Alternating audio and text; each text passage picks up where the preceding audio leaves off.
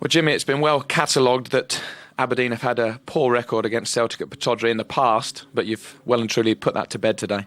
Yeah, we did. Yeah, it's been a long time, and it's a personal one I know. I don't think I'll beat them here. Obviously, I've not beaten them here either, so it's nice to put that one to bed. And I think it was a wonderful advert for Scottish football. It really was. It was there was a phase. We got the lead, and then there was a phase second half. Gordon threw everything at us, and we were struggling a wee bit. We couldn't get out our own half.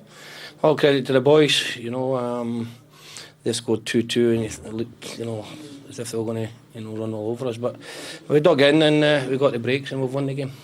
And of course, you've changed the shape of your team in recent weeks. You've gone with this 4-4-1-1 with Sonia Luko playing off Lee Miller, and that seems to have really brought its benefits because the team has a very good shape about it. Yeah.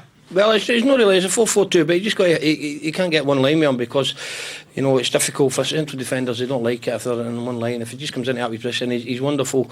Sean, he's already half turned when he receives the ball, and he's got so much patience, so much skill that big centre halves don't like it. So, and Lee's been in the form of his life, So it's been very successful for us. That's us. I think it's 6 home wins in the trot.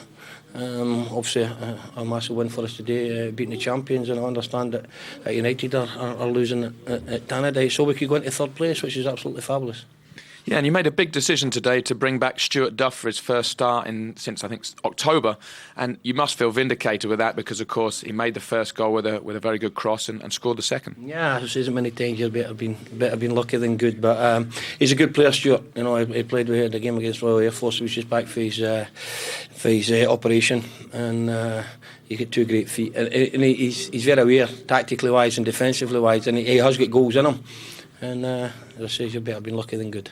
And of course you've got that danger from set pieces. The quality of delivery you get from Charlie Mulgrew gives the opportunity to guys like Xander Diamond to go and attack every ball, and of course you got 2 goals from that today. Yeah, it's a massive thing for us, corners, free kicks from Charlie. He's got a wonderful delivery.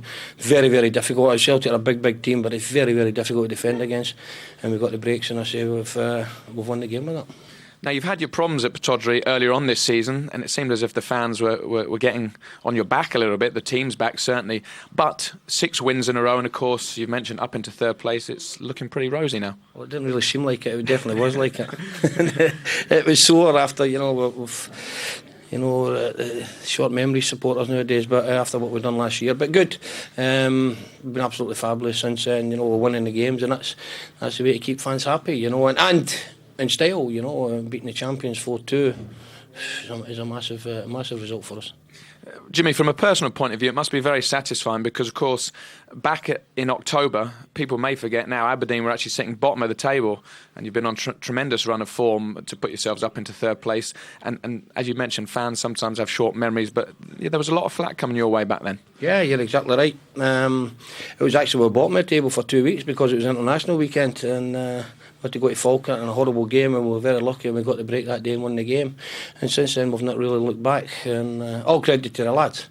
It's very difficult when you're getting that kind of flack, in one city club. You're hearing the radio, you're hearing your own television, you're hearing it in the papers, the morning paper, the evening paper, and I've took it well because we've got a very young team, Stuart, big changes, and I think the average age is about 22, which says a lot about the lads.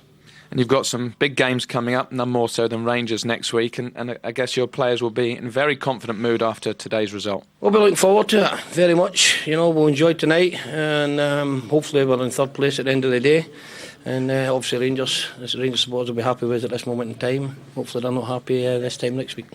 Must ask you about the third goal today because we had our camera on you and you didn't seem to know what was going on like most of us. But what was your view on the third goal? It seemed as if the referee was going to give a penalty and changed his mind, gave the goal. Yeah, well, I thought it was it was a goal, and then he blew the whistle. I thought it was disallowed, and I think it was Gordon or Gary Pendry says to me afterwards, he says it was it was a penalty, then the linesman says no, it's okay, it's a goal, and that's the way it got, but he definitely blew his whistle, and I thought it was it was a free kick for Celtic at that moment in time, to be honest. Well, it was a job well done today. Thanks for your time, Jimmy. Thanks, Joe. Jovial Jimmy enjoyed Aberdeen's first home game of 2009. They're almost certainly into the top 3, and the top 2 are separated by only 2 points now. We'll hear from Gordon Strachan when we're back. Also more action from Tannadice. Munson carrying a one-shot lead into the final round of the Sony Open in Honolulu. Coverage beginning tonight on Setanta Golf at 11:30 and on Setanta Sports 1 from midnight. Today's live action sees Celtic beaten 4-2 by Aberdeen. Here's Gordon Strachan. Gordon, any complaints about the result today? Oh yeah, plenty. No, really. If the other team scores 4 goals from free kicks against it, then you've only yourself to blame. Saying that, I thought we were terrific at times. Some of our attacking football was excellent. To make that many chances on a good day when we would score 6, So we've done very well. They were excellent. Their set plays, and we need to deal with them better. So a lot of things went right for us, but the set plays let us down today badly. Ability, character, determination was all there to see, which made it a great game for your television viewers. It was a terrific game of football, but you can't really let games be decided by maybe 1 free kick, 2 free kick, but not when you go to 3 or 4. There has to be a common denominator in there that we need to search out and rectify. And having seen your team fight back from 1-0 down and 2-1 down, did you feel at that stage you had the platform to go on and win the game? Well, I think at 2-1, and we were just looking the one way all the half, and we thought if we get to the second goal, I fancied us. Aberdeen got great determination. I fancied us to get more because I thought they were dead on their feet at that moment of time. But that goal coming right away with a free kick, and especially when it came about because everybody accepted it wasn't a goal. Then suddenly, Jim and myself are looking at each other and going, "Well, that's the way it goes." And suddenly, there's a goal being awarded from nowhere. So that was strange, but I think it's another talking point for a highly exceptional game. Obviously, managers are very keen to try not to put too much focus on referees at the moment, but have you had the chance to speak to the ref and get an explanation over that incident? No, I don't. I'm not going to bother because a terrific game, 4 free kicks. We tried to get an explanation from the 4th official for 10 minutes after the incident, and there was something wrong with his headset. That went for 10 minutes, and once he got back, we had an explanation, but we weren't really sure what happened there. How much of a concern is it that just a fortnight ago, after a fantastic result, Ibrox, you were 7 points clear, and now it's down to just 2 points? Oh, they'll chop and change for the next. And as a manager and player, you have to be ready to accept anything that comes along, so nothing's a surprise. So you can deal with it. But as I said to you, what I seen today was enough there to say that we can go in and win the title again because there's enough ability, determination, and character.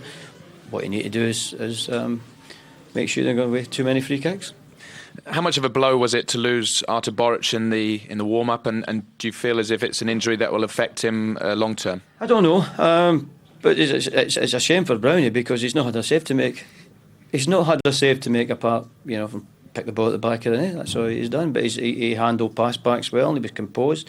But he's not had a save to make. Gordon, thanks for your time. Thanks very much. Thank you. 4-2 Aberdeen. Aberdeen up to 3rd.